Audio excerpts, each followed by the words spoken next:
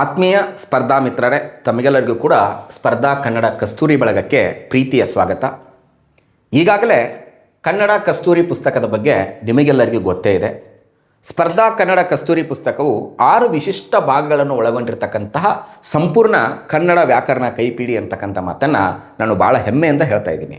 ಯಾಕಂದರೆ ಸ್ಪರ್ಧಾ ಕನ್ನಡ ಕಸ್ತೂರಿ ಪುಸ್ತಕವು 6 ವಿಶೇಷ ಅಂಶಗಳನ್ನು ಒಳಗೊಂಡಂತೆ ಸ್ಪರ್ಧಾರ್ಥಿಗಳಿಗೆ ಒಂದು ಸಂಪೂರ್ಣ ಪ್ಯಾಕೇಜ್ ಇದ್ದಂತೆ ಇದೆ. ಯಾಕಂದರೆ KE ಬೋರ್ಡ್ ನಡೆಸಿರ್ತಕ್ಕಂಥ FDA ಮತ್ತು SDA ಕ್ವಶನ್ ಪೇಪರ್ಗಳಿಗೆ ಸಂಬಂಧಪಟ್ಟಂತೆ 35 ಅಂಕಗಳಿಗೆ, ಎಷ್ಟು ಅಂಕಗಳಿಗೆ? 35 ಅಂಕಗಳಿಗೆ 27ಕ್ಕಿಂತ ಹೆಚ್ಚು. ಅಂದರೆ ಪ್ರಥಮವಾಗಿ ನಡೆದಿರ್ತಕ್ಕಂಥ FDA ಕ್ವಶನ್ ಪೇಪರ್ HKದಲ್ಲಿ 27 ಅಂಕಗಳು ಬಂದರೆ, ನಾನ್ HKದಲ್ಲಿ 30 ಅಂಕಗಳು ಬಂದಿರತಕ್ಕಂಥದ್ದು. ಯಾಕಿಷ್ಟೊಂದು ವಿಶಿಷ್ಟವಾಗಿರ್ತಕ್ಕಂಥ ಪುಸ್ತಕ ಅಂತ ಕೇಳಿದರೆ, KA ಬೋರ್ಡಿನವರು ಸಂಪೂರ್ಣವಾಗಿರ್ತಕ್ಕಂಥ ಮಾಹಿತಿ ಎಷ್ಟು ಅರ್ಥೈಸ್ಕೊಂಡಿದ್ದಾನೆ ಸ್ಪರ್ಧಾರ್ಥಿ ಅಂತಕ್ಕಂತಹ ಒಂದು ಬೇಸ್ ಮೇಲೆ ಕನ್ನಡ ಪತ್ರಿಕೆಗಳು ರೆಡಿಯಾಗಿರ್ತವೆ. ನಾವು ಹೇಳ್ತೀವಿ ಕನ್ನಡ ಬೇಡಪ್ಪ ಬರೆದು ಬಿಡ್ತೀನಿ ಅಂಥೇಳಿ, ನೋಡೋಣ ಬರೆಯುವಂದರೆ. ಬಟ್ ಕನ್ನಡ ಕಬ್ಬಿಣದ ಕಡಲೆ ಏನಲ್ಲ. ಇತ್ತೀಚಿನ ಇಂಗ್ಲೀಷ್ ವ್ಯಾಮೋಹದಿಂದ ಏನು ಮಾಡ್ತಾ ಇದ್ದೀವಪ್ಪ ಅಂತ ಕೇಳಿದ್ರೆ, ಕನ್ನಡವನ್ನು ನೆಗ್ಲೆಕ್ಟ್ ಮಾಡ್ತಾ ಅದರಲ್ಲಿ ಅಂಕಗಳನ್ನು ಕೂಡ ಕಡಿಮೆ ಮಾಡ್ಕೊಳ್ತಕ್ಕಂಥ ಸಂಭವ ಜಾಸ್ತಿ ಇದೆ. ಇದರಲ್ಲಿ ನಾವೇನು ಮಾಡಿವಪ್ಪ ಅಂತ ಕೇಳಿದ್ರೆ, ಸಮಗ್ರ ವ್ಯಾಕರಣ ಶಾಸ್ತ್ರ ಅಂಥೇಳಿ 12 ಅಧ್ಯಾಯಗಳನ್ನು ಒಳಗೊಂಡಂತೆ ಸಂಪೂರ್ಣವಾಗಿರ್ತಕ್ಕಂಥ ಗ್ರಾಮರಿಗೆ ಸಂಬಂಧಪಟ್ಟಂತೆ ವಿಷಯವನ್ನು ಕೊಟ್ಟಿರ್ತಕ್ಕಂಥದ್ದು ಎಲ್ಲಪ್ಪ ಅಂತ ಕೇಳಿದ್ರೆ ಸಮಗ್ರ ವ್ಯಾಕರಣ ಶಾಸ್ತ್ರ ಅಂಥೇಳಿ. ಈ ಸಮಗ್ರ ವ್ಯಾಕರಣ ಶಾಸ್ತ್ರದ ಜೊತೆಗೆ ಮತ್ತೊಂದು ವಿಶೇಷವಾಗಿರ್ತಕ್ಕಂಥ ಅಧ್ಯಾಯವನ್ನು ಹಾಕಿದ್ದೀವಿ, ಅಲಂಕಾರ ಶಾಸ್ತ್ರ ಅಂಥೇಳಿ. ಇಲ್ಲಿ ಅಲಂಕಾರ ಶಾಸ್ತ್ರ ಅಂದರೆ ಏನು, ಭಾರತೀಯ ಕಾವ್ಯ ಮೀಮಾಂಸೆ ಅಂದರೆ ಏನೋ, ಭಾರತೀಯ ಕಾವ್ಯ ಮೀಮಾಂಸೆಗೆ ಮೂಲದಲ್ಲಿ ಅಲಂಕಾರ ಶಾಸ್ತ್ರ ಅಂತೇಳಿ ಕರಿತಿದ್ದೀವಿ. ಯಾಕೆ ಕರಿತಿದ್ದೀವಿ? ಆ ಅಲಂಕಾರ ಶಾಸ್ತ್ರ ಅಂಥೇಳಿ ಯಾರ್ಯಾರು ಕರೆದ್ರು ಈ ಭಾರತೀಯ ಕಾವ್ಯ ಮೀಮಾಂಸೆ ಮತ್ತು ಅಲಂಕಾರದಲ್ಲಿ ಶಬ್ದಾಲಂಕಾರ ಮತ್ತು ಅರ್ಥಾಲಂಕಾರ ಅತ್ಯಂತ ಸರಳೀಕರಣ ರೀತಿಯಲ್ಲಿ ಅರ್ಥವಾಗುವ ದಿಶೆಯಿಂದಲೇ ಅತ್ಯಂತ ಸ್ಪರ್ಧಾರ್ಥಿಗಳಿಗೆ ಅನುಕೂಲವಾಗಲಿ ಅಂತಕ್ಕಂಥ ಒಂದು ಕಾರಣದಿಂದ ಏನು ಮಾಡಿವಪ್ಪ ಅಂತ ಕೇಳಿದ್ರೆ, ಈ ಅಲಂಕಾರ ಶಾಸ್ತ್ರ ಮತ್ತು ಭಾರತೀಯ ಕಾವ್ಯ ಮೀಮಾಂಸೆ. ಈ ಭಾರತೀಯ ಕಾವ್ಯ ಮೀಮಾಂಸೆ HSTR ಸ್ಪರ್ಧಾರ್ಥಿಗಳಿಗೆ ಮತ್ತು ಕ್ರೈಸ್ಗೆ ಸಂಬಂಧಪಟ್ಟಿರ್ತಕ್ಕಂಥ ಸ್ಪರ್ಧಾರ್ಥಿಗಳಿಗೆ ಬಹಳ ಅನುಕೂಲವಾಗ್ತಕ್ಕಂತಹ ಒಂದು ವಿಶಿಷ್ಟವಾಗಿರ್ತಕ್ಕಂಥ ಕೈಪಿಡಿ ಯಾವುದಪ್ಪ ಅಂತ ಕೇಳಿದರೆ, ಅದು ಅಲಂಕಾರ ಶಾಸ್ತ್ರದಲ್ಲಿ ಬರ್ತಕ್ಕಂತಹ ಸ್ಪರ್ಧಾ ಕನ್ನಡ ಕಸ್ತೂರಿ ಅಂಥೇಳಿ. ಅದರಲ್ಲಿ ರೀತಿ ಅಂದರೆ ಏನು, ಮಾರ್ಗ ಅಂದರೆ ಏನು, ರಸ ಅಂದರೆ ಏನು, ಔಚಿತ್ಯ ಅಂದರೆ ಏನು, ಅಲಂಕಾರ ಅಂದರೆ ಏನು, ಇದ್ರ ಬಗ್ಗೆ ಸಂಪೂರ್ಣವಾಗಿರ್ತಕ್ಕಂಥ ಮಾಹಿತಿಯನ್ನು ಒಳಗೊಂಡಿರ್ತಕ್ಕಂಥ ಒಂದು ವಿಶಿಷ್ಟ ಕೈಪಿಡಿ. ಅದರ ಜೊತೆಗೆ ಛಂದಸ್ಶಾಸ್ತ್ರ ಅಂಥೇಳಿ, ಈ ಛಂದಸ್ಶಾಸ್ತ್ರದಲ್ಲಿ ನಾವೇನು ಮಾಡ್ತೀವಪ್ಪ ಅಂತ ಕೇಳಿದ್ರೆ 3 ಅಂಶಗಳನ್ನು ಮಾಡ್ತೀವಿ: ಮಾತ್ರಾಗಣ, ಅಂಶಗಣ, ಅಕ್ಷರಗಣ ಅಂಥೇಳಿ. ಇಲ್ಲಿ ಮಾತ್ರಾಗಣದ ವಿಶೇಷತೆಗಳದಾವ, ಅಕ್ಷರಗಣದ ವಿಶೇಷತೆಗಳದಾವ, ಅಂಶಗಣದ ವಿಶೇಷತೆಗಳನ್ನು ಒಳಗೊಂಡಿರ್ತಕ್ಕಂಥದ್ದು. ಪ್ರತಿಯೊಂದು ಎಕ್ಸಾಮದಲ್ಲಿ ಏನು ಕೇಳ್ತಾರೋ, ಯಾವ ರೀತಿಯಾಗಿ ಕೇಳಿದಾರೋ ಅಂತಕ್ಕಂಥದ್ದನ್ನು ಆದರ್ಶವಾಗಿ ಇಟ್ಕೊಂಡೇ ಇರ್ತಕ್ಕಂಥದ್ದು. ಈ ಒಂದು ಪುಸ್ತಕವನ್ನು ಖರೀದಿ ಮಾಡಿದರೆ ನಿಮಗೆ ಸಂಪೂರ್ಣವಾಗಿರ್ತಕ್ಕಂಥ ವ್ಯಾಕರಣ ಸಿಗ್ತಕ್ಕಂಥದ್ದನ್ನು ನಾನು ಬಹಳ ಖುಷಿಯಿಂದ ಹೇಳ್ತೀನಿ. ಯಾಕಂದರೆ ನಾನು ಹಲವಾರು ವರ್ಷಗಳಿಂದ ಸ್ಪರ್ಧಾತ್ಮಕ ಪರೀಕ್ಷೆಗಳನ್ನು ಎದುರಿಸಿ, ಸ್ಪರ್ಧಾತ್ಮಕ ಪರೀಕ್ಷೆಗಳಲ್ಲಿ ಯಾವ್ಯಾವ ಭಾಗದಲ್ಲಿ ಹೆಚ್ಚಾಗಿ ಅಂಕಗಳನ್ನು ಕೊಡ್ತಾನೆ ಅಂಥೇಳಿ ವಿಶೇಷವಾಗಿ ಅರ್ಥೈಸಿಕೊಂಡು ರಚನೆ ಮಾಡಿರ್ತಕ್ಕಂಥ ಒಂದು ವಿಶಿಷ್ಟ ಕೈಪಿಡಿ. ಅದರ ಜೊತೆಗೆ ಜಾನಪದ ಕಲೆ ಅಂಥೇಳಿ, ಇತ್ತೀಚಿನ ಪ್ರಶ್ನೆ ಪತ್ರಿಕೆಗಳಲ್ಲಿ ಜಾನಪದದ ಮೇಲೆ 1 ಅಥವಾ 2 ಅಂಕಗಳು. ನಿಮಗೆ ಎಸ್ಪೆಷಲಿ ಹೇಳಬೇಕಂದ್ರೆ ಈ HSTRಗೆ ಮತ್ತು ಕ್ರೈಸ್ಗೆ ಜಾನಪದದ ಕಲೆಗಳ ಬಗ್ಗೆ, ಜಾನಪದದ ಬಗ್ಗೆ 1-2 ಅಂಕಗಳು ಇದ್ದೇ ಇರ್ತವೆ. ಲಾಸ್ಟ್ ಒಂದು HSTRಲ್ಲಿ ಕೇಳಿದ್ದ ಪಟ್ಟೋತ್ತಿ ಪಳಮೆ ಯಾವ ಕಲಾ ಪ್ರಕಾರ ಅಂತೇಳಿ ಕೇಳಿದ್ದ. ಹರದೇಶಿ ನಾಗೇಶಿ ಕಂಡು ಬರ್ತಕ್ಕಂಥದ್ದು ಎದರಲ್ಲಿ ಅಂತೇಳಿ ಕೇಳಿದ್ದ. ಆನಂತರ ಸಿಳ್ಳೆಕ್ಯಾತ್ರು ಕಿಳ್ಳೆಕ್ಯಾತ್ರ ಬಗ್ಗೆ ಪ್ರಶ್ನೆಗಳನ್ನು ಕೇಳಿದರು. ಹೆಳವರ ಬಗ್ಗೆ ಪ್ರಶ್ನೆಯನ್ನು ಕೇಳಿದರು. ಕಿಂದರಿ ಜೋಗಿಗಳ ಬಗ್ಗೆ ಪ್ರಶ್ನೆಯನ್ನು ಕೇಳಿದರು. ಅದಕ್ಕೆ ಸಂಪೂರ್ಣವಾಗಿರ್ತಕ್ಕಂಥ ಒಂದು ಪ್ಯಾಕೇಜ್ ಅದರಲ್ಲಿ ಇದಪ್ಪ ಅಂತ ಕೇಳಿದ್ರೆ, ಜಾನಪದ ಕಲೆಗಳಲ್ಲಿ ನೃತ್ಯ ಪ್ರಕಾರಗಳದಾವ, ಗಾದೆ ಮತ್ತು ಒಗಟಗಳದಾವ, ಪಡೆ ನುಡಿಗಳದಾವ, ಆಡು ಭಾಷೆಗೆ ಗ್ರಾಂಥಿಕ ನುಡಿಗಳು ಅಂತಕ್ಕಂಥದ್ದನ್ನು ಕೂಡ ಏನು ಮಾಡಿವಪ್ಪ ಅಂತ ಕೇಳಿದ್ರೆ ಬಹಳ ಅಚ್ಚುಕಟ್ಟಾಗಿ ಕೊಟ್ಟಿರ್ತಕ್ಕಂಥದ್ದು. ಅದರ ಜೊತೆಗೆ ಸಾಹಿತ್ಯ ಚರಿತ್ರೆ. ಈ ಸಾಹಿತ್ಯ ಚರಿತ್ರೆಯನ್ನು ನೀವು ನೋಡಲೇಬೇಕು, ಓದಲೇಬೇಕು. ಯಾಕಂದ್ರೆ HSTRದವರಿಗೆ, ಕ್ರೈಸ್ತದವರಿಗೆ ಅತಿ ಹೆಚ್ಚು ಅಂಕಗಳನ್ನು ಬರ್ತಕ್ಕಂಥದ್ದು ಯಾವುದಪ್ಪ ಅಂತ ಕೇಳಿದ್ರೆ ಸಾಹಿತ್ಯ ಚರಿತ್ರೆ. ಯಾಕಂದರೆ ಎಲ್ಲ ವ್ಯಾಕರಣ ಅಂಶಗಳನ್ನು ಓದಿರ್ತೀರಿ, ಸಾಹಿತ್ಯ ಚರಿತ್ರೆಗೆ ಸಂಬಂಧಪಟ್ಟಿರ್ತಕ್ಕಂಥ ಗೊಂದಲಗಳು ಸ್ಟಾರ್ಟ್ ಆಗ್ತಾವೆ. ನಾವಿಲ್ಲಿ ಏನು ಮಾಡಿವಪ್ಪ ಅಂತ ಕೇಳಿದ್ರೆ, ಪೂರ್ವದ ಹಳಗನ್ನಡ, ಹಳಗನ್ನಡ, ನಡುಗನ್ನಡ, ಹೊಸಗನ್ನಡ. ಈ ಪೂರ್ವದ ಹಳಗನ್ನಡದಲ್ಲಿ ನಾವೇನು ಮಾಡ್ತೀವಪ್ಪ ಅಂತ ಕೇಳಿದ್ರೆ ವಿದೇಶಿ ಬರಹಗಳನ್ನು ನೋಡ್ಕೋತೀವಿ, ಶಾಸನದ ಆಧಾರಗಳನ್ನು ನೋಡ್ಕೋತೀವಿ, ಕವಿರಾಜ್ಯ ಮಾರ್ಗವನ್ನು ನೋಡ್ಕೋತೀವಿ. ಪ್ರಶ್ನೋತ್ತರಗಳನ್ನು ಇಟ್ಟಿದ್ದೀನಿ ಮುಂದೆ, ಇನ್ನೂ ಗೊತ್ತಾಗತ್ತೆ. ಹಳಗನ್ನಡ ಅಂದಾಗ ಚಂಪು ಯುಗ ಅಥವಾ ಪಂಪ ಯುಗ ಅಂತೇಳಿ ಕರಿತೀವಿ. ಆ ಕಾಲಘಟ್ಟದ ವಿಶೇಷವಾಗಿರ್ತಕ್ಕಂತಹ ಕವಿಗಳ ಬಗ್ಗೆ ಮಾತಾಡ್ತೀವಿ. ಅದರ ನಂತರ ನಡುಗನ್ನಡ ಅಂತ ಬರ್ತೀವಿ. ನಡುಗನ್ನಡದಲ್ಲಿ ಏನು ಮಾಡ್ತೀವಪ್ಪ ಅಂತ ಕೇಳಿದ್ರೆ ವಚನ ಸಾಹಿತ್ಯ ಬರುತ್ತೆ, ದಾಸ ಸಾಹಿತ್ಯ ಬರುತ್ತೆ, ಕುಮಾರವ್ಯಾಸ ಯುಗ ಅಂತೇಳಿ ಏನು ಮಾಡ್ತೀವಪ್ಪ ಅಂತ ಕೇಳಿದ್ರೆ ಅಥವಾ ಹರಿಹರ ಯುಗ ಅಂತೇಳಿ ಕರಿತೀವಿ.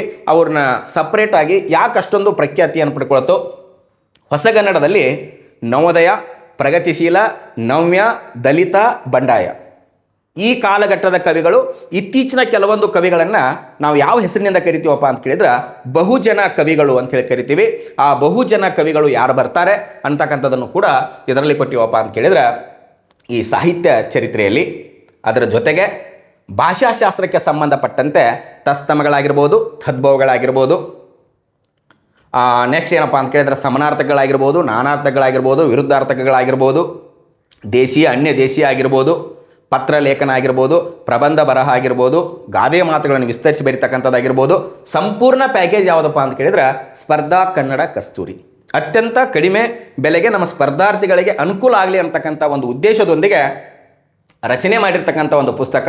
ಈಗಾಗಲೇ ಕರ್ನಾಟಕದಾದ್ಯಂತ ತನ್ನದೇ ಆಗಿರ್ತಕ್ಕಂಥ ಒಂದು ಛಾಪನ್ನು ಮೂಡಿಸಿರ್ತಕ್ಕಂಥ ಪುಸ್ತಕ. ಆನ್ಲೈನ್ ಮಾರುಕಟ್ಟೆಯಲ್ಲಿ ಅತ್ಯಂತ ಟ್ರೆಂಡಿಂಗಲ್ಲಿ ಇರ್ತಕ್ಕಂಥ ಪುಸ್ತಕ ಯಾವುದಾದ್ರೂ ಕನ್ನಡದಲ್ಲಿದ್ದರೆ ಅದು ಸ್ಪರ್ಧಾ ಕನ್ನಡ ಕಸ್ತೂರಿ ಅಂಥೇಳಿ ಭಾಳ ಹೆಮ್ಮೆಯಿಂದ ನಾನು ಹೇಳ್ಕೊಳ್ತೀನಿ. ಅದನ್ನೆಲ್ಲರೂ ಕೂಡ ಬೆಳೆಸ್ತಾ ಇದ್ದೀರಿ, ಉಳಿಸ್ತಾ ಇದ್ದೀರಿ, ಪ್ರೋತ್ಸಾಹಿಸ್ತಿದ್ದೀರಿ. ಇದೇ ರೀತಿಯಾಗಿ ನಿಮ್ಮ ಪ್ರೋತ್ಸಾಹ, ಪ್ರೀತಿ, ವಿಶ್ವಾಸ ಇರಲಿ. ಈ ಪುಸ್ತಕದ ವಿಶೇಷ ಏನಪ್ಪ ಅಂತ ಕೇಳಿದ್ರೆ KEA ಬೋರ್ಡಿನ ನಾಳೆ VA ಎಕ್ಸಾಮ್ ಇರ್ಬೋದು, HSTR ಆಗಿರ್ಬೋದು, ಕ್ರೈಸ್ ಆಗಿರ್ಬೋದು, ಆ ಎಲ್ಲ ಎಕ್ಸಾಮ್ಗಳಿಗೆ ಅತ್ಯುನ್ನತ ಕೈಪಿಡಿ ಅಂತೇಳಿ ನಾನು ರಿಸಲ್ಟ್ ಓರಿಯೆಂಟೆಡ್ ಆಗಿ ಮಾತಾಡ್ತಾ ಇದ್ದೀನಿ. ಯಾಕಂದರೆ ನಾನು ಲಾಸ್ಟ್ KEA ಬೋರ್ಡಿನ ಎಕ್ಸಾಮ್ಗಳಲ್ಲಿ ಯಾವ ರೀತಿಯಾಗಿ ಪ್ರಶ್ನೆಗಳು ನಮ್ಮ ಪುಸ್ತಕದಿಂದಲೇ ನೇರವಾಗಿ ಇದ್ದು ಅಂತಕ್ಕಂಥದ್ದನ್ನು ಕೂಡ ಕ್ವಶನ್ ಪೇಪರ್ಗಳನ್ನು ಹಾಕ್ಕೊಂಡು ಕೂಡ ವಿವರಣೆಯನ್ನು ಕೂಡ ನಾನು ಏನು ಮಾಡಿದ್ನಪ್ಪ ಅಂತ ಹೇಳಿದ್ರೆ ಕೊಟ್ಟಿದ್ದೆ. ಇದರ ಬಗ್ಗೆ ಈಗ ಹೆಚ್ಚು ಹೇಳಲಾರದೆ ನಾನು ನಿಮಗೆ ಯಾರಿಗಾದರೂ ಪುಸ್ತಕ ಬೇಕಿತ್ತು ಅಂದರೆ ಇಲ್ಲಿ ಕಾಣ್ತಕ್ಕಂಥ ನಂಬರಿಗೆ ನೀವು ಕಾಂಟ್ಯಾಕ್ಟ್ ಮಾಡಿದರೆ ನಿಮಗೆ ಪೋಸ್ಟ್ ಮೂಲಕ ತಲುಪಿಸ್ತಕ್ಕಂಥ ವ್ಯವಸ್ಥೆಯನ್ನು ಕೂಡ ಮಾಡ್ತೀವಿ ಅಂತ ಮಾತನ್ನು ಹೇಳ್ತಾ ನಾನು ನೇರವಾಗಿ ಏನು ಮಾಡ್ತೇನಪ್ಪ ಅಂತ ಕೇಳಿದ್ರೆ ಪ್ರಶ್ನೋತ್ತರಿಗೆ ಬರ್ತೇನೆ. ಇಲ್ಲಿ ನೋಡ್ರಿ, ಪ್ರಶ್ನೆಗಳನ್ನು ಎಕ್ಸಾಮಲ್ಲಿ ಯಾವ ರೀತಿಯಾಗಿ ರೂಪಿಸ್ತಾರ, ನಾವು ಯಾವ ರೀತಿಯಾಗಿ ಅರ್ಥೈಸ್ಕೊಳ್ಬೇಕಾ ಅಂತಕ್ಕಂಥದ್ದನ್ನು ಮೊದಲು ನಾವೇನು ಮಾಡ್ಕೋಬೇಕಪ್ಪ ಅಂತ ಕೇಳಿದ್ರೆ ಅರ್ಥೈಸ್ಕೊಳ್ಬೇಕು. ಇಲ್ಲೊಂದು ಈಸಿ ಪ್ರಶ್ನೆ ಇದೆ. ರಳ ಕುಳ ಕ್ಷಳ ಬಿಟ್ಟು ಕಾವ್ಯ ರಚಿಸಿದ ಕನ್ನಡದ ಕವಿ ಯಾರು ಅಂಥೇಳಿ. ಏನು ಬಿಟ್ಟು ರಳ ಕುಳ ಕ್ಷಳ. ನಿಮಗೆಲ್ಲ ಏನು ಅನಿಸ್ಬಿಡ್ತೈತಪ್ಪ ಅಂತ ಕೇಳಿದ್ರೆ ರಳ ಕುಳ ಕ್ಷಳ ಇವು ಮೂರು ಳಕಾರಗಳನ್ನು ನಮ್ಮ ಕನ್ನಡದಲ್ಲಿ ಪ್ರಾಚೀನ ಕನ್ನಡಿಗರು ಏನು ಮಾಡ್ತಿದ್ರಪ್ಪ ಅಂತ ಕೇಳಿದ್ರೆ ಬಳಸ್ತಿದ್ರು. ಪೂರ್ವದ ಹಳಗನ್ನಡದಲ್ಲಿಯೂ ಬಳಸೀವಿ, ಹಳಗನ್ನಡದಲ್ಲಿಯೂ ಕೂಡ ಬಳಸೀವಿ. ಆದರೆ ನಡುಗನ್ನಡಕ್ಕೆ ಬಂದಾಗ ಏನಾಗಿಬಿಡ್ತಪ್ಪ ಅಂತ ಕೇಳಿದ್ರೆ ನಾವು ಯಾಕೆ ಈ ಮೂರು ಳಗಳನ್ನು ಬಳಸಬೇಕು, ಈ ಳ ಮತ್ತು ಲದ ಬದಲಾಗಿ ಒಂದು ಳ ಬಳಸಿದರೆ ಏನಾಕೈತಿ ಅಂತ ಹೇಳಿ ಈ ರಳ ಕುಳ ಕ್ಷಳಗಳನ್ನು ಬಿಟ್ಟು ಮೊದಲಿಗೆ ಕಾವ್ಯವನ್ನು ರಚಿಸಿರತಕ್ಕಂತಹ ಕನ್ನಡದ ಶಿವಭಕ್ತ ಕವಿ, ರಗಳೆಯ ಕವಿ ಯಾರಪ್ಪ ಅಂತ ಕೇಳಿದರೆ ಹರಿಹರ ಅಂತಕ್ಕಂಥದ್ದನ್ನು ನೆನಪಿಟ್ಕೊಳ್ರಿ. ನಮ್ಮ ಕಾಲಘಟ್ಟ ಅಂದಾಗ ಒಬ್ಬರು ರಳ ಮತ್ತು ಕುಳಗಳನ್ನು ಬಿಟ್ಟರು. ರೇಪೆ, ಶಕಟ ರೇಪೆ ಅಂತ ಇರ್ತೈತೆ, ಅವುಗಳನ್ನು ಕೂಡ ಬಿಟ್ಟರು. ಒಂದೇ ರ ಬಳಸಿದ್ರು, ಒಂದೇ ಳ ಬಳಸಿದ್ರು. ಇದು ನೇರವಾಗಿರ್ತಕ್ಕಂಥ ಪ್ರಶ್ನೆ, ಆದರೆ ಗೊಂದಲ ಮಾಡ್ಕೊಳಕ್ಕೆ ಹೋಗ್ಬೇಡ್ರಿ. ರಳ ಕುಳ ಕ್ಷಳ ಬಿಟ್ಟು ಕಾವ್ಯ ರಚಿಸಿರ್ತಕ್ಕಂತಹ ಕನ್ನಡದ ಕವಿ ಯಾರಪ್ಪ ಅಂತ ಕೇಳಿದ್ರೆ ನಮ್ಮ ಹರಿಹರ ಅಂಥೇಳಿ ನೆನಪಿಟ್ಕೊತೀರಿ. ಹಾಗಾದರೆ ಇದರಲ್ಲಿ ಅಂಡಯ್ಯ ಏನು ನಿಮಗೆಲ್ಲ ಗೊತ್ತಿದೆ. ತತ್ಸಮ ಮತ್ತು ತದ್ಭವ ಅಂತ ಬಳಸ್ತಿದ್ದೀವಿ. ತತ್ಸಮ, ತದ್ಭವ. ತತ್ ಸಮ ಅಂದ್ರೇನು? ಸಂಸ್ಕೃತಕ್ಕೆ ಸಮಾನವಾಗಿ ಕನ್ನಡದಲ್ಲಿ ಬಳಕೆ ಆಗ್ತಕ್ಕಂತಹ ಅಕ್ಷರಗಳಿಗೆ ಅಥವಾ ಪದಗಳಿಗೆ ನಾವೇನಂತ ಕರಿತಿದ್ದೀವಿ? ತತ್ ಸಮ. ತತ್ ಅಂದ್ರೆ ಅದಕ್ಕೆ ಸಮನಾಗಿ ಬಳಕೆ ಆಗ್ತಕ್ಕಂಥದ್ದು. ಇನ್ನು ತದ್ಭವ ಅಂದ್ರೆ ಏನಪ್ಪ ಅಂತ ಕೇಳಿದ್ರೆ ತತ್ ಅಂದ್ರೆ ಅದರ ಜೊತೆ ಇರ್ತಕ್ಕಂಥದ್ದನ್ನೇ ಉದ್ಭವವಾಗಿ ಅಥವಾ ಹೊಸದಾಗಿ ರಚನೆ ಆಗ್ತಕ್ಕಂಥ ಪದಗಳಿಗೆ ಏನಂತ ಕರಿತೀವಿ? ತದ್ಭವ. ಸಂಸ್ಕೃತವನ್ನು ಬಿಟ್ಟು ಸ್ವಲ್ಪ ಬದಲಾವಣೆಯನ್ನಾಗಿ ಬಳಕೆ ಆಗ್ತಕ್ಕಂಥ ಅಕ್ಷರಗಳಿಗೆ ನಾವೇನಂತ ಕರಿತೀವಿ? ತದ್ಭವಗಳು ಅಂಥೇಳಿ ಕರಿತೀವಿ. ಅಂದರೆ ಯಥಾವತ್ತಾಗಿ ನಾವು ಹಂಗೆ ಯಾಕೆ ಬಳಸಬೇಕು, ನಮ್ಮ ಕನ್ನಡದಲ್ಲಿ ಸ್ವಲ್ಪ ಬದಲಾವಣೆ ಮಾಡಿಕೊಂಡು ನಾವು ಸಾಹಿತ್ಯವನ್ನು ರಚನೆ ಮಾಡೋಣ ಅಂಥೇಳಿ ತತ್ಸಮಗಳನ್ನು ಬಿಟ್ಟು ತದ್ಭವದ ಕಡೆಗೆ ವಾಲಿರ್ತಕ್ಕಂಥ ವ್ಯಕ್ತಿ ಯಾರಪ್ಪ ಅಂತ ಕೇಳಿದ್ರೆ ಅಂಡಯ್ಯ. ಹಾಗಾದ್ರೆ ನಿಮ್ಮನ್ನು ಈ ರೀತಿಯಾಗಿನೂ ಪ್ರಶ್ನೆ ಕೇಳಬಹುದು. ಯಾವ ರೀತಿಯಾಗಿ ಪ್ರಶ್ನೆ ಕೇಳ್ಬೋದಪ್ಪ ಅಂತ ಕೇಳಿದ್ರೆ, ಯಾವ ಕನ್ನಡದಲ್ಲಿ ತಸ್ತಮಗಳು ಅತಿ ಹೆಚ್ಚಾಗಿ ಬಳಕೆಯಾಗ್ತಿದ್ವು ಅಂಥೇಳಿ. ಹಳಗನ್ನಡ, ಪೂರ್ವದ ಹಳಗನ್ನಡ, ನಡುಗನ್ನಡ, ಹೊಸಗನ್ನಡ. ಹಾಗಾದರೆ ತತ್ಸಮಗಳು ಬಳಕೆ ಆಗ್ತಕ್ಕಂಥ ಕನ್ನಡ ಯಾವುದಪ್ಪ ಅಂತ ಕೇಳಿದ್ರೆ ಪೂರ್ವದ ಹಳಗನ್ನಡ. ಮತ್ತು ಹಳಗನ್ನಡದಲ್ಲಿ ಏನಾಗಿದೆಯಪ್ಪ ಅಂತ ಕೇಳಿದ್ರೆ ತತ್ಸಮಗಳು ಬಳಕೆಯಾಗಿದ್ದಾವೆ. ತತ್ಸಮಗಳು ಬಳಕೆಯಾಗಿರ್ತಕ್ಕಂಥದ್ದು ಎಲ್ಲಿ ಅಂದಂಗಾಯಿತು? ಹಳಗನ್ನಡ, ಪೂರ್ವದ ಹಳಗನ್ನಡ. ನಡಗನ್ನಡಕ್ಕೆ ಬಂದಾಗ ಏನಾಗಿಬಿಡ್ತಪ್ಪ ಅಂತ ಕೇಳಿದ್ರೆ ಅಂಡಯ್ಯ ಪ್ರಥಮವಾಗಿ ತದ್ಭವಗಳನ್ನು ಬಳಸಿ ಕಾವ್ಯವನ್ನು ರಚನೆ ಮಾಡೋಕೆ ಸ್ಟಾರ್ಟ್ ಮಾಡಿದ. ನೋಡ್ರಿ, ರಳ, ಕುಳ, ಕ್ಷಳ, ರೇಪೆ, ಶಕಟ್ ರೇಪೆಗಳನ್ನು ಬಿಟ್ಟು ಕಾವ್ಯ ರಚಿಸಿದವರು ಹರಿಹರ. ತತ್ಸಮಗಳನ್ನು ಬಿಟ್ಟು ಹೊಸದಾಗಿ ತದ್ಭವಗಳನ್ನು ಸೃಷ್ಟಿ ಮಾಡಿಕೊಂಡು ಕಾವ್ಯವನ್ನು ರಚನೆ ಮಾಡಿದವರು ಯಾರು? ಅಂಡಯ್ಯ ಅಂತಕ್ಕಂಥದ್ದು ನೆನಪಿಟ್ಕೊಳ್ಬೇಕು. ಇದ್ರಾಗ ಯಾವುದಾದ್ರು ರೀತಿಯಾದರೂ ಪ್ರಶ್ನೆಗಳನ್ನು ಕೇಳ್ಬೋದು. HST ಯಾರಿಗಾದರೂ ಕೇಳ್ಬೋದು, ಕ್ರೈಸಿಗಾದರೂ ಕೇಳ್ಬೋದು, ನಿಮ್ಮ VAಗಾದ್ರೂ ಕೂಡ ಕೇಳಬಹುದು. ಇನ್ನು ನೆಕ್ಸ್ಟ್ ನೋಡ್ರಿ, ಈ ಗೋವಿಂದಪ್ಪ ಇದೇನು ವಿಶೇಷಪ್ಪ ಅಂತ ಕೇಳಿದ್ರೆ, ಈ ಪ್ರಾಸ ಪ್ರಾಸ ಪ್ರಾಸ ಅಂಥೇಳಿ ಯಾಕೆ ನಾವು ತ್ರಾಸ ತಗೋಬೇಕು ಅಂಥೇಳಿ ಪ್ರಾಸವನ್ನು ಬಿಟ್ಟು ಕಾವ್ಯವನ್ನು ರಚಿಸಿರತಕ್ಕಂತಹ ಕನ್ನಡದ ಮೊದಲ ಕವಿ ಯಾರಪ್ಪ ಅಂತ ಕೇಳಿದ್ರೆ ಗೋವಿಂದ ಪೈ. ಏನು ಬಿಟ್ಟು ಕಾವ್ಯವನ್ನು ರಚಿಸ್ತಾರೆ ಇವರು? ಪ್ರಾಸಗಳನ್ನು ಬಿಟ್ಟು ಕಾವ್ಯವನ್ನು ರಚಿಸಿರತಕ್ಕಂತಹ ಕನ್ನಡದ ಮೊದಲ ಕವಿ ಯಾರಪ್ಪ ಅಂತ ಕೇಳಿದ್ರೆ ಗೋವಿಂದ ಪೈ. ಕನ್ನಡದ ಮೊದಲ ರಾಷ್ಟ್ರಕವಿನೂ ಕೂಡ ಹೌದು. ಇನ್ನು ಮುದ್ದಣ್ಣ. ಈ 4 ಆಪ್ಷನ್ಸ್ ಬಗ್ಗೆ ಯಾಕೆ ಹೇಳ್ತಾ ಇದ್ದೀನಿ ಅಂದರೆ, ಪ್ರಶ್ನೆಗಳನ್ನು ಯಾರ ಮೇಲಾದರೂ ಕೇಳಿ ಇದ್ರ ಮೇಲೆ 10ರಿಂದ 15 ಪ್ರಶ್ನೆಗಳನ್ನು ಏನು ಮಾಡ್ಕೊಳ್ಬೋದು? ಕ್ರಿಯೇಟ್ ಮಾಡ್ಕೊಳ್ಬೋದು. ನಾನು ಸ್ಪರ್ಧಾರ್ಥಿಗಳಿಗೆ ಹಲವಾರು ಸಂದರ್ಭದಲ್ಲಿ ಹೇಳೋದೇನಪ್ಪ ಅಂತ ಕೇಳಿದ್ರೆ, ಒಂದು ಆಪ್ಷನ್ಸನ್ನು ಫೋಕಸ್ ಮಾಡಬೇಡ್ರಿ, ಬೋಗಸ್ ಅಕ್ಕಿರಿ. ಆ ಆಪ್ಷನ್ಸ್ಗಳ ಮೇಲಿನ ಯಾವ ರೀತಿಯಾಗಿ ಪ್ರಶ್ನೆಗಳು ಬರಬಹುದು ಅಂತಕ್ಕಂಥದ್ದನ್ನು ಅರ್ಥೈಸ್ಕೊಂಡು ನೀವೇನಾದರೂ ಓದಿದ್ದೆ ಆದರೆ HSTR ಆಯಿತು, GPSTR ಆಯಿತು, PSTR ಆಯಿತು, ಕ್ರೈಸ್ ಆಯಿತು, VA ಆಯಿತು, ಇನ್ನು ಯಾವುದಾದ್ರೂ ಎಕ್ಸಾಮ್ SD FDR ಬರಲಿ, ಯಾವುದೇ ಎಕ್ಸಾಮ್ ಬರಲಿ, ಆಲ್ ಇನ್ ಒನ್. ನಾನು ಆ ಪರ್ಪಸ್ಗೆ ಏನು ಮಾಡ್ತಾ ಇದ್ದೀನಪ್ಪ ಅಂತ ಕೇಳಿದ್ರೆ ಕನ್ನಡ ತರಗತಿಗಳನ್ನು ನಡೆಸಿಕೊಡ್ತಾ ಇದ್ದೀನಿ. ನಿಮಗೆ ಯಾರಿಗಾದರೂ ಇಂಟ್ರೆಸ್ಟ್ ಇದ್ದರೆ ಈ ನಂಬರಿಗೆ, ಈಗಾಗಲೇ ನಂಬರ್ ಖಂಡಿತಲ್ಲ, ಆ ನಂಬರಿಗೆ ಕಾಂಟ್ಯಾಕ್ಟ್ ಮಾಡಿದರೆ ತರಗತಿಗಳ ಬಗ್ಗೆನೂ ಕೂಡ ನಿಮಗೆ ಸಂಪೂರ್ಣವಾಗಿರ್ತಕ್ಕಂಥ ಮಾಹಿತಿಯನ್ನು ಕೊಡ್ತಕ್ಕಂಥ ಕೆಲಸವನ್ನು ಮಾಡ್ತೀನಿ. ಇನ್ನು ಮುದ್ದಣ್ಣ, ಇವನನ್ನು ಹೊಸಗನ್ನಡದ ಮುಂಗುಳಿ ಅಂತ ಕರಿತೀವಿ. ಯಾಕಂದರೆ ಈತ ತಸ್ತಮ ತದ್ಭವಗಳನ್ನು ಬಿಟ್ಟು ತದ್ಭವಗಳಲ್ಲಿನೇ ಏನು ಮಾಡಕೈತಾನಪ್ಪ ಅಂತ ಕೇಳಿದ್ರೆ, ತನ್ನ ಹೆಂಡತಿಗೆ ಸಂಸ್ಕೃತದೊಳಗೆ ಕತೆ ಹೇಳುವತ್ನಾಗ ಏನಾಗತ್ತಪ್ಪ ಅಂದ್ರೆ, ಹೆಂಡತಿ ಬರೀ ಸಂಸ್ಕೃತದೊಳಗೆ ಹೇಳಿದ್ರೆ ಹೆಂಗ್ರಿ, ನನ್ನ ಗಂಟಲದೊಳಗೆ ಅದು ಇಳಿತಾ ಇಲ್ಲ, ನೀರು ಇಳಿಯದ ಗಂಟಲಲ್ಲಿ ಕಡಬಂ ತುರಿಕೆದಂತಾಯಿತು ಅಂತ ಹೇಳ್ತಾನೆ. ಅವಾಗ ಈತ ಏನು ಮಾಡ್ತಾನಪ್ಪ ಅಂತ ಕೇಳಿದ್ರೆ ಹೊಸಗನ್ನಡದಲ್ಲಿ ಕಾವ್ಯವನ್ನು ಬರೆಯೋಕೆ ಸ್ಟಾರ್ಟ್ ಮಾಡ್ತಾನ. ಆದ್ದರಿಂದ ಮುದ್ದಣ್ಣನ ಏನಂತ ಕರಿತೀವಿ? ಹೊಸಗನ್ನಡದ ಮುಂಗುಳಿ ಅಂಥೇಳಿ ಕರಿತೀವಿ. ಇವರ ಮೇಲೆ ಪ್ರಶ್ನೆ ನೋಡ್ರಿ, ಒಂದು ರಳ, ಕುಳ, ಕ್ಷಳಗಳನ್ನು ಇಟ್ಕೊಂಡು ನಾವು ಹಲವಾರು ರೀತಿಯಲ್ಲಿ ಅಧ್ಯಯನ ಮಾಡಿದಾಗ ಅಲ್ಪ ಸ್ವಲ್ಪ ಓದಿ ನಾನು ಟೀಚರ್ ಆಗ್ತೀನಿ ಅಂತಕ್ಕಂಥ ಹುಮ್ಮಸ್ಸನ್ನು, ಹಮ್ಮು ಬಿಮ್ಮಗಳನ್ನು ಬಿಟ್ಟುಬಿಡ್ರಿ. ಒಬ್ಬೊಬ್ಬರಿಗೆ ಇಲ್ಲ ಸರ್ ನಾನು ಡಿಸ್ಕ್ರಿಪ್ಟಿವ್ ಆಗಿದೆ ಹೇಗೆ ಅಂತ, ನಿಮಗೆ ಡಿಸ್ಕ್ರಿಪ್ಟಿವ್ಗೆ ಸಂಬಂಧಪಟ್ಟಿರ್ತಕ್ಕಂತಹ ಸಂಪೂರ್ಣ ಮಾಹಿತಿಯನ್ನು ನಮ್ಮ ಕನ್ನಡದ ತರಗತಿಗಳಲ್ಲಿ ಕೊಡ್ತಕ್ಕಂಥ ಕೆಲಸಗಳನ್ನು ಕೂಡ ಮಾಡ್ತೀವಿ. ಅದರ ಜೊತೆಗೆ ನಿಮ್ಮ ನೀತಿ ಚೆನ್ನಾಗಿತ್ತು ಅಂದರೆ ನಮ್ಮ ಪ್ರೀತಿ ಕನ್ನಡ ಕ್ಲಾಸಿಗೆ ಚೆನ್ನಾಗಿದ್ದೇ ಇರ್ತೈತಿ. ನಾವು ಕೂಡ್ಕೊಂಡು ಚೆನ್ನಾಗಿ ಕಲ್ಕೊಂಡು ಅಧ್ಯಯನ ಮಾಡೋಣ ಅಂತ ಹೇಳ್ತಾ ನಾನು ಮತ್ತೆ ಮುಂದಿನ ಪ್ರಶ್ನೆಗೆ ಹೋಗ್ತೀನಿ. ನೆಕ್ಸ್ಟ್ ನೋಡ್ರಿ, ಈ ಕೆಳಗಿನ ಯಾವ ಶಾಸನದಲ್ಲಿ ತ್ರಿಪದಿಗಳು ಬಳಕೆಯಾಗಿವೆ ಅಂತೇಳಿ. ನಿಮಗೆ ನೋಡಿದಾಗ ತಟ್ಟಂತ ನೆನಪು ಬರ್ತಕ್ಕಂಥದ್ದು ಯಾವುದಪ್ಪ ಅಂತ ಕೇಳಿದ್ರೆ, ಓಹೋ ಎಷ್ಟು ಈಸಿ ಇದೆ, ಬಾದಾಮಿ ಶಾಸನ ಅಂಥೇಳಿ ಸಡನ್ಲಿ ಗುಂಡು ಹಾಕ್ತಕ್ಕಂಥದ್ದು ಬಾದಾಮಿ ಶಾಸನದಲ್ಲಿ ತ್ರಿಪದಿ ಬಳಕೆಯಾಗಿದೆ ಅಂಥೇಳಿ. ಇನ್ನೊಂದೇನಪ್ಪ ಅಂತ ಕೇಳಿದ್ರೆ ಸೊರಬ ಶಾಸನ ಅಂತಿದೆ, ಹುಂಜ ಶಾಸನ ಅಂತಿದೆ, ತಮ್ಮಟಗಲ್ಲು ಶಾಸನ ಅಂತಿದೆ. ಈ 4 ಶಾಸನಗಳದಾವು. ನೀವು ಅತಿ ಹೆಚ್ಚು ಬಾರಿ ಕೇಳಿರ್ತಕ್ಕಂಥದ್ದು ಯಾವುದಪ್ಪ ಅಂತ ಕೇಳಿದ್ರೆ ಬಾದಾಮಿ ಶಾಸನ. ಈ ಬಾದಾಮಿ ಶಾಸನಿಗೆ ಕಪ್ಪೆ ಅರಬಟ್ಟ ಶಾಸನ ಅಂತೂ ಕೂಡ ಕರಿತೀವಿ, ತಟ್ಟು ಕೊಡೆ ಶಾಸನ ಅಂತೂ ಕೂಡ ಕರಿತೀವಿ. ತ್ರಿಪದಿ, ಕನ್ನಡದ ಮೊದಲ ತ್ರಿಪದಿ ಶಾಸನ ಅಂತ ಕರಿತೀವಿ. ಹಾಗಾದರೆ ಇದರಲ್ಲಿ ಸರಿಯಾದ ಉತ್ತರ ಯಾವುದು ಅಂತಂದಾಗ ಒಬ್ಬೊಬ್ಬರ ತಲೆಯಲ್ಲಿ ಏನು ಓಡ್ತಾ ಇದೆಯಪ್ಪ ಅಂತ ಕೇಳಿದ್ರೆ ಏ ಮಾತ್ರ ಸರಿ ಅಂತ ಓಡ್ತಾ ಇದೆ. ಇನ್ನೊಬ್ಬರ ತಲೆಯಲ್ಲಿ ಯಾವುದು ಓಡ್ತಾ ಇದೆಯಪ್ಪ ಅಂತ ಕೇಳಿದ್ರೆ ಸರ್ ಏಡಿನೂ ಸರಿ ಇರ್ಬೋದು ಅಂಥೇಳಿ. ಏಡಿ ಹಿಡಿಯಾಕೆ ಹೋಗ್ಬೇಡ್ರಿ, ಅದು ಕೈ ಹಿಡಿದು ಬಿಡ್ತೈತಿ, ವಾಪಸ್ ಏನಾಗಲ್ಲ, ಕೈ ತಗೊಳಕ್ಕೆ ಬರಲ್ಲ. ಇನ್ನೊಂದು ಒಬ್ಬೊಬ್ಬರಿಗೆ ಅನಿಸ್ತೈತಿ ಸರ್ ABC ಸರಿ ಇರ್ಬೋದು ಅಂಥೇಳಿ.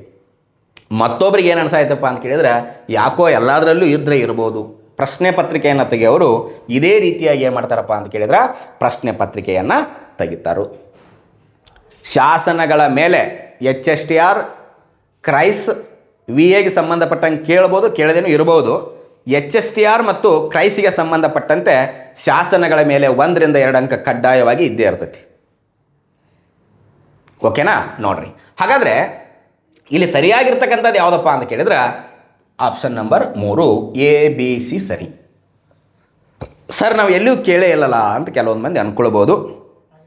ಎಲ್ಲೂ ಕೇಳಿಲ್ಲ ಅಂದರೆ ಏನಾಯಿತು, ಇಲ್ಲಿ ಕೇಳ್ತಾ ಇದ್ದೀರಲ್ಲ. ಬಾದಾಮಿ ಶಾಸನದಲ್ಲಿ ಏನಪ್ಪ ಅಂತ ಕೇಳಿದ್ರೆ 3 ತ್ರಿಪದಿಗಳು ಕಂಡು ಬಂದವು. ಎಷ್ಟು ತ್ರಿಪದಿಗಳ ಕಂಡು ಬಂದವು ಬಾದಾಮಿ ಶಾಸನದಲ್ಲಿ? 3 ತ್ರಿಪದಿಗಳ ಕಂಡು ಬಂದವ. ಸೊರಬ ಶಾಸನದಲ್ಲಿ 5 ತ್ರಿಪದಿಗಳ ಕಂಡು ಬಂದವ. ಸೊರಬ ನಮ್ಮ ಶಿವಮೊಗ್ಗ ಜಿಲ್ಲೆಯ ಸೊರಬ.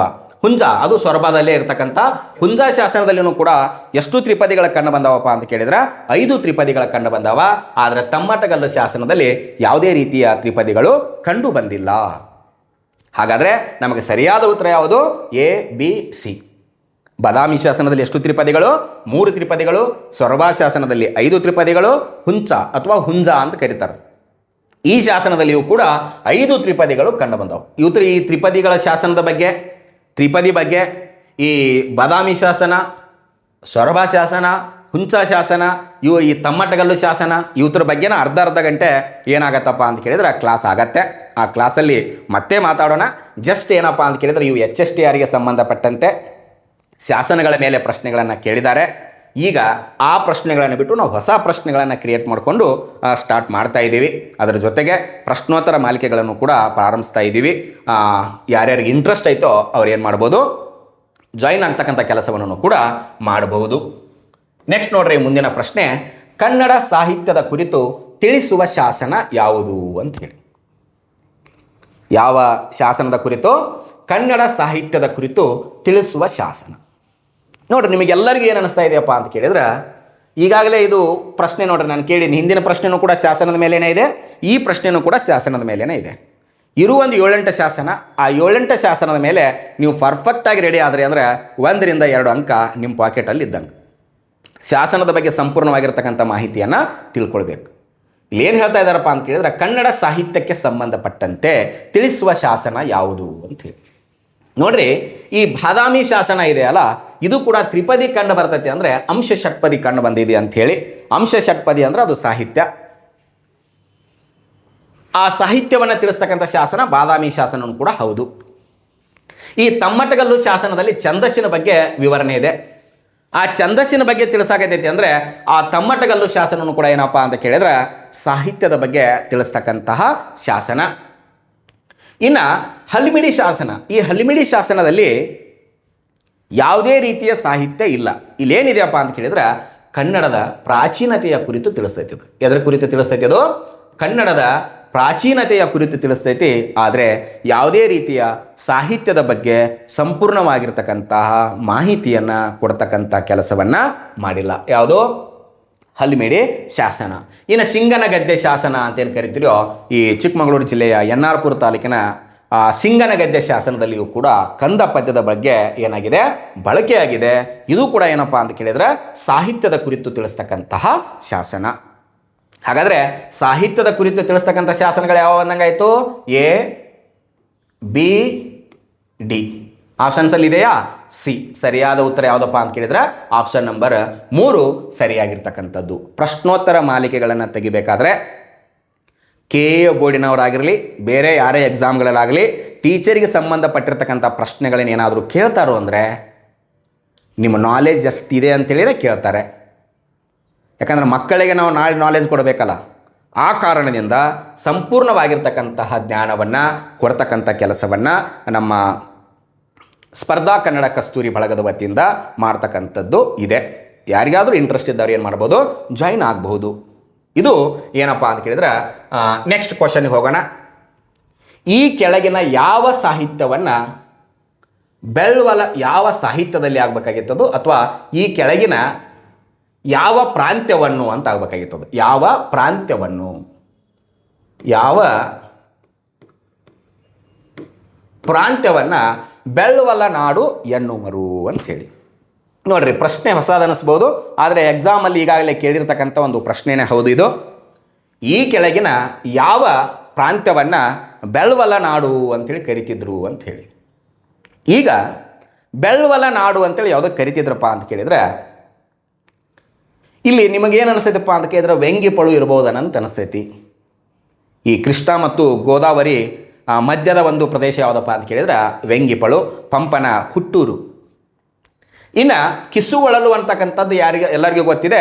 ಇದು ಶ್ರೀ ವಿಜಯನ ಕಾಲಘಟ್ಟದಲ್ಲಿ ತಿಳಿಸ್ತಕ್ಕಂತಹ ಕಿಸುವಳಲ್ ಅಂತಕ್ಕಂಥ ಪ್ರಾಂತ್ಯ ಇತ್ತು. ಆ ಕಿಸುವಳಲ್ ಅಂದ್ರೆ ಪಟ್ಟದ ಕಲ್ಲು ಅಂತ ಹೇಳಿ. ಆ ಪಟ್ಟದ ಕಲ್ಲು ಬೆಳ್ವಲ ನಾಡು ಅಲ್ಲ. ಇನ್ನು ಕೊಪ್ಪಂ ನಗರ ಅಂತೂ ಕೂಡ ಕಂಡು ಬಂದಿದೆ. ಕೊಪ್ಪಂ ನಗರ ಅಂದರೆ ಕೊಪ್ಪಳ, ಅದಕ್ಕೆ ಎಲ್ಲೂ ಬೆಳ್ವಲ ನಾಡು ಅಂಥೇಳಿ ಕರೆದಿಲ್ಲ. ಇದಕ್ಕೆ ಯಾಕೆ ಬೆಳ್ವಲ ನಾಡು ಅಂತೇಳಿ ಕರಿತಿದ್ರು ಅಂದರೆ, ಈ ಗದಗ, ಹಾವೇರಿ, ಧಾರವಾಡ ಇದು ಮೂಲತಃ ಒಂದೇ ಜಿಲ್ಲೆ. ಇಲ್ಲಿ ಹತ್ತಿಯನ್ನು ಅತಿ ಹೆಚ್ಚಾಗಿ ಬೆಳೀತಿದ್ರು. ಆ ಹತ್ತಿಯನ್ನು ಹೆಚ್ಚಾಗಿ ಬೆಳೀತಕ್ಕಂಥ ಪ್ರಾಂತ್ಯವನ್ನು ನಾವು ಯಾವ ಹೆಸರಿನಿಂದ ಕರಿತಿದ್ವಪ್ಪ ಅಂತ ಕೇಳಿದ್ರೆ ಬೆಳ್ವಲ ಪ್ರಾಂತ್ಯ ಅಥವಾ ಬೆಳ್ವಲ ನಾಡು ಅಂತೇಳಿ ಕರಿತಿದ್ರು. ಪಂಪನ ತಾಯಿಯ ಊರು ಯಾವುದಪ್ಪ ಅಂತ ಕೇಳಿದ್ರೆ ಅಣ್ಣಿಗೇರಿ. ಇವತ್ತಿನ ಗದಗ ಜಿಲ್ಲೆಯಲ್ಲಿರ್ತಕ್ಕಂಥ ಅಣ್ಣಿಗೇರಿ, ಅದು ಮೂಲತಃ ಧಾರವಾಡ ಜಿಲ್ಲೆಯ ಅಣ್ಣಿಗೇರಿ. ಆ ಅಣ್ಣಿಗೇರಿಗೆ ನಾವು ಯಾವ ಹೆಸರಿನಿಂದ ಕರಿತೀವಪ್ಪ ಅಂತ ಕೇಳಿದ್ರೆ ಬೆಳ್ವಲ ನಾಡು ಅಂಥೇಳಿ ಕರಿತಿದ್ವಿ ಅಂತಕ್ಕಂಥದ್ದು ಕೂಡ ನಿಮಗೇನಾಗಿರಬೇಕು, ನೆನಪಿರಬೇಕು. ಇದು ಆ 4ನೆಯ ಪ್ರಶ್ನೆ. ಇನ್ನು ನಂತರದ ಪ್ರಶ್ನೆ ಯಾವುದಪ್ಪ ಅಂತ ಕೇಳಿದ್ರೆ, ಕದಳಿ ಗರ್ಭಶ್ಯಾಮ ಎಂದು ತನ್ನನ್ನು ತಾನು ಕರೆದುಕೊಂಡ ಕವಿ ಯಾರು ಅಂತ ಹೇಳಿ. ನೋಡ್ರಿ, ಇಲ್ಲಿ 4 ಜನ ಕವಿಗಳಿದ್ದಾರೆ. ಪಂಪ ಇದ್ದಾನ, ಪೊನ್ನ ಇದ್ದಾನ, ರನ್ನ ಇದ್ದಾನ, ನಯಸೇನ ಇದ್ದಾನೆ. ಈ 4 ಜನರಲ್ಲಿ ಒಂದು ಕನ್ನಡ ನಾಡು ಆಗಿರ್ಬೋದು, ನುಡಿ ಆಗಿರ್ಬೋದು, ತನ್ನ ವರ್ಣನೆ ಆಗಿರ್ಬೋದು, ಈ ಪ್ರದೇಶವಾಚಕ ಪ್ರೀತಿ ಆಗಿರ್ಬೋದು, ಅದನ್ನೆಲ್ಲವನ್ನ ತೋರಿಸಿರ್ತಕ್ಕಂಥ ಕವಿ ಯಾರಪ್ಪ ಅಂತ ಕೇಳಿದ್ರೆ ಪಂಪ ಅಂತಕ್ಕಂಥದ್ದನ್ನು ನೆನಪಿಟ್ಕೊಳ್ಬೇಕು. ಈ ಪೊನ್ನನು ಕೂಡ ತನ್ನ ಬಗ್ಗೆ ಅಷ್ಟೊಂದು ಹೇಳ್ಕೊಂಡು ಹೋಗಿಲ್ಲ. ತನ್ನ ಕವಿತ್ವದ ಹಿರಿಮೆಯನ್ನು ಹೇಳಿದಾನ, ಆದರೆ ತನ್ನ ಬಗ್ಗೆ ಹೇಳ್ಕೊಂಡಿಲ್ಲ. ರನ್ನನು ಕೂಡ ಎಲ್ಲರ ಹಿರಿಮೆ ಮತ್ತು ಗರಿಮೆಯ ಬಗ್ಗೆ ಮಾತಾಡಿದಾನ, ಆದರೆ ತಾನು ಹೆಂಗಿದ್ದ, ಯಾವ ರೀತಿಯಾಗಿದ್ದ ಅಂತ ಹೇಳ್ಕೊಂಡಿಲ್ಲ. ನೆಕ್ಸ್ಟ್ ನಯಸೇನನು ಕೂಡ ಹೌದು, ಧರ್ಮಾಮೃತ ಕೃತಿಯನ್ನು ಬರಿತಾನ. ಆತನು ಕೂಡ ಸಾಹಿತ್ಯದ ಬಗ್ಗೆ ಮಾತಾಡ್ತಾನೆ ವಿನಃ ತನ್ನ ಬಗ್ಗೆ ಹೇಳ್ಕೊಳ್ಳಲಿಲ್ಲ. ಆದರೆ ಕದಳಿ ಗರ್ಭಶ್ಯಾಮ, ನಾನು ಶ್ಯಾಮ ಅಂದರೆ ಯಾವುದು, ಕಪ್ಪು, ನಾನು ಅಷ್ಟೇನು ಕೆಂಪ ಇರಲಿಲ್ಲ, ಎಣ್ಣೆ ಬಣ್ಣ ಅಂತೀವಲ್ಲ, ಕೃಷ್ಣ ಬಣ್ಣ ಅಂತೀವಲ್ಲ, ಆ ರೀತಿಯಾಗಿ ಕದಳಿ ಗರ್ಭಶ್ಯಾಮ ಅಂತೇಳಿ ತನ್ನನ್ನು ತಾನು ಕರೆದುಕೊಂಡಿರ್ತಕ್ಕಂಥ ಕನ್ನಡದ ಕವಿ ಯಾರಪ್ಪ ಅಂತ ಕೇಳಿದ್ರೆ ಪಂಪ. ಪಂಪನ 2 ಕೃತಿಗಳಿದ್ದರೂ ಕೂಡ ಕನ್ನಡ ನಾಡಿಗೆ ಅಮೂಲ್ಯವಾಗಿರ್ತಕ್ಕಂತಹ ಒಂದು ಕೊಡುಗೆಯನ್ನು ಕೊಟ್ಟಿರ್ತಕ್ಕಂಥದ್ದು. ಪೊನ್ನನು ಕೂಡ ಅಷ್ಟೇ, ರನ್ನನು ಕೂಡ ಅಷ್ಟೇ, ನಯಸೇನನು ಕೂಡ ಅಷ್ಟೇ. 3 ಕೂಡ ಏನಪ್ಪ ಅಂತ ಕೇಳಿದ್ರೆ ಕನ್ನಡದ ಕವಿ ರತ್ನ ತ್ರಯರು ಅಂಥೇಳಿ. ಪಪೋರ ಅಂದ್ರೆ ಪಂಪ, ಪೊನ್ನ, ರನ್ನ, ಇವರೇನು 3 ಜನ ಕವಿ ರತ್ನ ತ್ರಯರು ಅಂಥೇಳಿ. ಇದರಲ್ಲಿ 2 ಮಾತ್ರ ಏನಪ್ಪ ಅಂತ ಕೇಳಿದ್ರೆ ಕವಿ ಚಕ್ರವರ್ತಿಗಳು. ಪಂಪ ಮಾತ್ರ ಕವಿ ಚಕ್ರವರ್ತಿ ಅಲ್ಲ. ಯಾಕಲ್ಲ, ಮತ್ತು ಯಾಕೆ ಅವ್ರನ್ನ ರತ್ನತ್ರಯ ಅಂತ ಕರೆದೀವಿ, ಚಕ್ರವರ್ತಿ ಅಲ್ಲ ಅಂತಕ್ಕಂಥದ್ದನ್ನು, ಆದರೆ ಪಂಪನ ಬಗ್ಗೆ ಮಾತಾಡಬೇಕಾದ್ರೆ ಸಂಪೂರ್ಣವಾಗಿರ್ತಕ್ಕಂತಹ ಮಾಹಿತಿಯಲ್ಲಿ ಅವ್ರ ಬಗ್ಗೆ ತಿಳಿಸ್ಕೊಡ್ತಕ್ಕಂಥ ಕೆಲಸವನ್ನು ಮಾಡ್ತೀನಿ. ಇಲ್ಲೇ ಎಲ್ಲ ಹೇಳ್ಕೋತ ಕೂತ್ರೆ ನಿಮಗೆ ಸಂಪೂರ್ಣವಾಗಿರ್ತಕ್ಕಂಥ ಕ್ಲಾಸ್ಗಳು ಮುಗಿಯಲ್ಲ. ಎಸ್, ನೆಕ್ಸ್ಟ್ ನೋಡ್ರಿ, ಈಗಾಗಲೇ ಮಾತಾಡಿದ್ದು ಇದ್ರ ಬಗ್ಗೆ. ಸಾಹಿತ್ಯದಲ್ಲಿ ತತ್ಸಮಗಳನ್ನು ಬಳಸಿದ ಕಾಲಘಟ್ಟ ಯಾವುದು ಅಂಥೇಳಿ. ನೋಡ್ರಿ, ತತ್ಸಮ ಇಲ್ಲಿ ಪೂರ್ವದ ಹಳಗನ್ನಡ ಕೊಟ್ಟಿಲ್ಲ. ಪೂರ್ವದ ಹಳಗನ್ನಡ ಕೊಟ್ಟಿಲ್ಲ ಅಂದರೆ ಹಳಗನ್ನಡ ಅಂತೇಳಿ ಕೊಟ್ಟಿದ್ದಾನೆ. ಹಳಗನ್ನಡದಲ್ಲಿ ಏನು ಮಾಡ್ತಿದ್ದೀವಿ, ತತ್ಸಮಗಳನ್ನು ಬಂದೀವಿ. ಹಳಗನ್ನಡದಲ್ಲಿ ಏನು ಬಳಸ್ತಿದ್ದೀವಿ, ತತ್ಸಮ, ನೆನಪಿರಲಿ. ಪೂರ್ವದ ಹಳಗನ್ನಡ ಕೊಟ್ಟ ಅಂದರೆ ಪೂರ್ವದ ಹಳಗನ್ನಡಕ್ಕೆ. ಆದರೆ ಅಲ್ಲಿ ಪಂಪ ಬಂದು ಏನು ಮಾಡ್ತಾನಪ್ಪ ಅಂತ ಕೇಳಿದ್ರೆ ತತ್ಸಮಗಳನ್ನು ಬಿಟ್ಟು ತದ್ಭೋಗಳನ್ನು ಕೂಡ ಬಳಸ್ತಾನೆ. ಚಾಗದ, ಭೋಗದ, ಗೇಯದ, ಗೊಟ್ಟಿಯ ಅಂತೇಳಿ ಬರ್ತಾರಲ್ಲ, ತ್ಯಾಗದ, ಚಾಗದ ಅಂದರೆ ತಸ್ತಮಗಳ ಜೊತೆಗೆ ಏನು ಮಾಡ್ತಾರೆ, ತದ್ಭೋಗಳನ್ನು ಬಳಸ್ತಾರೆ. ಇಲ್ಲಿ ತಸ್ತಮಗಳು ಅತಿ ಹೆಚ್ಚಾಗಿ ಬಳಕೆ ಆಗಿರ್ತಕ್ಕಂಥದ್ದು ಯಾವುದಪ್ಪ ಅಂತ ಕೇಳಿದ್ರೆ ಹಳಗನ್ನಡ. ನಡುಗನ್ನಡದಲ್ಲಿ ಏನು ಬಂದವಪ್ಪ ಅಂತ ಕೇಳಿದ್ರೆ ತದ್ಭೋಗಗಳು ಬಂದು. ಹೊಸಗನ್ನಡದಲ್ಲಿ ಏನು ಬಂತು, ಹೊಸಗನ್ನಡ ಸಾಹಿತ್ಯನ ಕನ್ನಡನ ಬಂತು. ನೆಕ್ಸ್ಟ್ ನವೋದಯದಲ್ಲಿ ಏನು ಮಾಡ್ತೀವಪ್ಪ ಅಂತ ಕೇಳಿದ್ರೆ ಪ್ರಾಸವನ್ನು ಬಿಟ್ಟು ಮುಕ್ತ ಛಂದಸ್ಸಿನಲ್ಲಿ ಏನು ಮಾಡಕತ್ತೀವಪ್ಪ ಅಂತ ಕೇಳಿದ್ರೆ ಸಾಹಿತ್ಯವನ್ನು ಬರಿತಾ ಸಾಕ್ತೀವಿ. ಅಂದರೆ ತತ್ಸಮಗಳಾಗಿರ್ಬೋದು, ತದ್ಭವಗಳಾಗಿರ್ಬೋದು, ಅಲ್ಲಿ ರಳ ಕುಳಗಳಾಗಿರ್ಬೋದು, ರೇಪ ಶಕಟ ರೇಪ ಆಗಿರ್ಬೋದು, ಇವುಗಳನ್ನು ಬಿಟ್ಟು ನಾವೇನು ಮಾಡ್ತೀವಪ್ಪ ಅಂತ ಕೇಳಿದ್ರೆ ಸಾಹಿತ್ಯವನ್ನು ರಚನೆ ಮಾಡ್ತಕ್ಕಂತಹ ಒಂದು ವಿಶಿಷ್ಟವಾಗಿರ್ತಕ್ಕಂಥದ್ದು. ಇದು ಕೂಡ ನಿಮಗೆ ನೆನಪಿರಲಿ. ಯಾಕಂದರೆ ಸಣ್ಣ ಸಣ್ಣ ಪ್ರಶ್ನೆಗಳೇ, ಎಲ್ಲೂ ಕೇಳಲಾರದಂಥ ಪ್ರಶ್ನೆಗಳೇ, ಯಾವುದ್ರ ಮೇಲೆ ಯಾವ ರೀತಿಯಾಗಿ ಫೋಕಸ್ ಮಾಡ್ತಾರೆ ಅಂತಕ್ಕಂಥದ್ದು ಗೊತ್ತಿಲ್ಲ. ಆ ಕಾರಣದಿಂದ ಸಂಪೂರ್ಣವಾಗಿರ್ತಕ್ಕಂಥ ಜ್ಞಾನವನ್ನು ತಿಳ್ಕೊಂಡ್ರೆ ನಾಳೆ HSTR ಆಗಿರ್ಬೋದು, ಕ್ರೈಸ್ ಆಗಿರ್ಬೋದು, ನೀವು ಈಸಿಯಾಗಿ ಏನು ಮಾಡ್ತೀರಪ್ಪ ಅಂತ ಕೇಳಿದ್ರೆ ಕ್ರ್ಯಾಕ್ ಮಾಡ್ತೀರಿ. ಇಲ್ಲ ಆದರೆ ಕ್ರಿಕ್ ಮಾಡ್ಕೊಂಡು ಮನೆಗೆ ಬರಬೇಕಾಕತಿ. ಆ ಕಾರಣದಿಂದ ಸಂಪೂರ್ಣವಾಗಿರ್ತಕ್ಕಂಥ ಜ್ಞಾನವನ್ನು ಪಡ್ಕೊಳ್ತಕ್ಕಂತಹ ಕೆಲಸವನ್ನು ಮಾಡ್ಕೊಳ್ಳೋಣ. ಇನ್ನೊಂದು ಲಾಸ್ಟ್ ಕ್ವಶನ್, ದಂಡಿ ಯಾರನ್ನು ಸರ್ವ ಶುಕ್ಲ ಎಂದು ಕರೆದ? ದಂಡಿ ಯಾರನ್ನು ಸರ್ವ ಶುಕ್ಲ ಅಂತೇಳಿ ಕರೆದ ಅಂತೇಳಿ ಭಾರತೀಯ ಕಾವ್ಯ ಮೀಮಾಂಸೆಯಲ್ಲಿ ಬರ್ತಕ್ಕಂತಹ ದಂಡಿ ಕಾವ್ಯ ಮೀಮಾಂಸೆಗೆ ತನ್ನದೇ ಆಗಿರ್ತಕ್ಕಂತಹ ಒಂದು ವಿಶಿಷ್ಟ ಕೊಡುಗೆಯನ್ನು ಕೊಟ್ಟಿರ್ತಕ್ಕಂಥವನು. ಈ ದಂಡಿ ತನ್ನ ಕಾವ್ಯ ಮೀಮಾಂಸೆಯಲ್ಲಿ ಕಾವ್ಯದರ್ಶಿ ಕೃತಿಯಲ್ಲಿ ಏನು ಮಾಡ್ತಾನಪ್ಪ ಅಂತ ಕೇಳಿದ್ರೆ ಸರಸ್ವತಿಯನ್ನು, ವಿಜ್ಜಿಕೆಯನ್ನು, ಕಂತಿಯನ್ನು, ಅಕ್ಕಮಹಾದೇವಿಯನ್ನು ಇದರಲ್ಲಿ ಯಾರನ್ನು ಸರ್ವ ಶುಕ್ಲ ಎಂದು ಕರೆದಿದ್ದಾನೆ ಅಂತ ಕೇಳಿದಾಗ ಸರಿಯಾದ ಉತ್ತರ ಯಾವುದಪ್ಪ ಅಂತ ಕೇಳಿದ್ರೆ ಸರಸ್ವತಿಯನ್ನು ಸರ್ವ ಶುಕ್ಲ ಅಂಥೇಳಿ ಕರೀತಾರೆ. ಈ ಸರಸ್ವತಿಯನ್ನು ಸರ್ವ ಶುಕ್ಲ ಅಂತ ಕಳೆದಾಗ ಬೇಜಾರು ಮಾಡ್ಕೊಂಡವರು ಯಾರಪ್ಪ ಅಂತ ಕೇಳಿದ್ರೆ ಎರಡನೆಯ ಪುಲ್ಕೇಶಿಯ ಸೊಸೆ ಚಂದ್ರಾದಿತ್ಯನ ಹೆಂಡತಿ ವಿಜ್ಜಿಕಾ. ಅವನು ನನ್ನ ನೋಡಿಲ್ಲ, ನೈದಿಲೆ ಶ್ಯಾಮಲೆ ಆಗಿರ್ತಕ್ಕಂಥ ನನ್ನನ್ನು ನೋಡಿಲ್ಲ, ಅವನು ಸರಸ್ವತಿಯನ್ನು ನೋಡಿ ಹಂಗೆ ಹೇಳ್ಕೊಂಡು ಹೋದ್ರೆ ಮುಗಿದು ಹೋತಾನೆ. ನನ್ನ ನೋಡಿದ್ದ ಅಂದರೆ ನನ್ನ ಹೊಗಳುತ್ತಿದ್ದ ಅಂಥೇಳಿ ದಂಡಿಯ ಮೇಲೆ ಏನು ಮಾಡ್ಕೋತಾಳಪ್ಪ ಅಂತ ಕೇಳಿದ್ರೆ ಬೇಜಾರು ಮಾಡ್ಕೊಂಡಿರ್ತಕ್ಕಂತಹ ಒಬ್ಬಳು ಯುವರಾಣಿ ಯಾರಪ್ಪ ಅಂತ ಕೇಳಿದ್ರೆ ವಿಜ್ಜಿಕಾ ಅಂಥೇಳಿ. ಇನ್ನು ಕಂತಿ ಹಂಪನ ಕಥೆಗಳು ಅಂತ ಬರ್ತಾವ. ಅಕ್ಕಮಹಾದೇವಿ 12ನೇ ಶತಮಾನದಾಗ ಬರ್ತಾರ. 6 ಮತ್ತು 7 ಮತ್ತು 8ನೇ ಶತಮಾನದಲ್ಲಿ ಬಂದಿರತಕ್ಕಂಥವು ಯಾರಪ್ಪ ಅಂತ ಕೇಳಿದ್ರೆ ದಂಡಿ. ಆ ಕಾಲಘಟ್ಟದಲ್ಲಿ ಇರ್ತಕ್ಕಂಥವ್ರು ಯಾರಪ್ಪ ಅಂತ ಕೇಳಿದ್ರೆ ವಿಜ್ಜಿಕಾ ಅಂತಕ್ಕಂಥವು ನೆನಪಿಟ್ಕೊಳ್ಬೇಕು. ದಂಡಿ ಯಾರನ್ನು ಸರ್ವ ಶುಕ್ಲ ಅಂತೇಳಿ ಕರೀತಾರಪ್ಪ ಅಂತ ಕೇಳಿದ್ರೆ ಸರಸ್ವತಿಯನ್ನು ಸರ್ವ ಶುಕ್ಲ ಅಂಥೇಳಿ ಏನು ಮಾಡ್ತಾರೆ, ಕರೀತಾರೆ. ಇದೇ ರೀತಿಯಾಗಿ ಪ್ರಶ್ನೋತ್ತರ ಮಾಲಿಕೆಯನ್ನು ಮತ್ತು ಬರವಣಿಗೆ ಶೈಲಿಯ ಪ್ರಶ್ನೆಗಳನ್ನು ಕೂಡ ಏನು ಮಾಡ್ತೀನಪ್ಪ ಅಂತ ಕೇಳಿದ್ರೆ ಆದಷ್ಟು ಬೇಗ ಪ್ರಾರಂಭಿಸ್ತೀನಿ. ನಿಮ್ಮ ಪ್ರೀತಿ ವಿಶ್ವಾಸ ಇದೇ ರೀತಿಯಾಗಿರಲಿ. ಮತ್ತೆ ಮುಂದಿನ ಸಂಚಿಕೆಯಲ್ಲಿ ಭೇಟಿಯಾಗೋಣ. ಯಾರಿಗಾದರೂ ಕನ್ನಡ ಕಸ್ತೂರಿ ಪುಸ್ತಕ ಬೇಕಿತ್ತು ಅಂದರೆ ನೀವು ನೇರವಾಗಿ ಆ ನಂಬರ್ಗೆ ಕಾಂಟ್ಯಾಕ್ಟ್ ಮಾಡಿದರೆ ನಿಮಗೆ ಕಳಿಸ್ಕೊಡ್ತಕ್ಕಂಥ ಕೆಲಸವನ್ನು ಮಾಡ್ತೀವಿ. ಯಾವ ರೀತಿಯಾಗಿ ಕ್ಲಾಸ್ ಬೇಕು ಅಂತಕ್ಕಂಥದ್ದನ್ನು ನೀವು ಕಮೆಂಟ್ ಮೂಲಕ ಕಮೆಂಟ್ ಮಾಡಿದರೆ ಅದೇ ರೀತಿಯಾಗಿ ಕ್ಲಾಸ್ಗಳನ್ನು ಮಾಡಿಕೊಡ್ತಕ್ಕಂತಹ ಕೆಲಸವನ್ನು ಕೂಡ ಮಾಡ್ತೀವಿ ಅಂತ ಹೇಳ್ತಾ ಎಲ್ಲರಿಗೂ ತುಂಬ ಹೃದಯದ ಧನ್ಯವಾದಗಳನ್ನು ಸಲ್ಲಿಸಿ ಮತ್ತೆ ಮುಂದಿನ ಸಂಚಿಕೆಯಲ್ಲಿ ಭೇಟಿಯಾಗೋಣ. ನಮಸ್ಕಾರ.